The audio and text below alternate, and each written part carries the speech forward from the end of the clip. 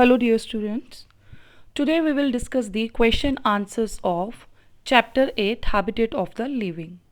First we will discuss the short answer questions. The first question is give reasons. In this we are to tell the reason behind these questions. First one is conifers have needle shaped leaves. Why? Dear students, conifers have needle-like leaves to prevent water loss in freezing weather and shed snow more easily than broadleaves. Needle-shaped leaves help in shedding the snow very easily. Second is conifers have drooping branches. Why? Coniferous trees have branches that droop downward to help shed excess snow and to keep the branches from breaking. Next part of this question is lots of grazing animals are found in grasslands. Because of the open landscape area and the widely spaced trees, grasslands are home to large herds of grazing animals. Next, a camel stores its food in humps. The camel stores its food as fat in large humps on its back.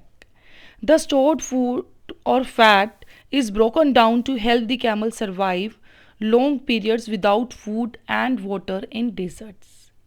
Next is tundra plants are small. Why? So dear students, tundra plants are small due to the lack of nutrients as the roots cannot penetrate the permafrost.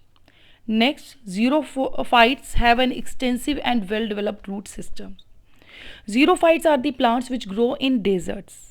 So xerophytes have the roots that extend deep into the ground in the search of water.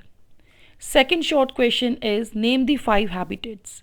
In the answer of this question we are to tell the name of the 5 habitats which are like this: forest, desert, aquatic, grassland, polar regions or tundra are the 5 habitats. Now the next question is list 2 major features of forest habitat. So the major features of forest habitat are: number 1, forests cover 1/3 of the earth's land and the land area covered mostly by trees and plants form a forest. Next question is what are the adaptations shown by animals of the mountains? So the animals that live in the mountains, they have the thick skin and fur to protect them from the cold. In addition, they have thick and strong limbs that help them in climbing rocky mountains as adaptation to live there. Now let's discuss high order thinking questions. The first one is why does hydrilla have ribbon-like leaves?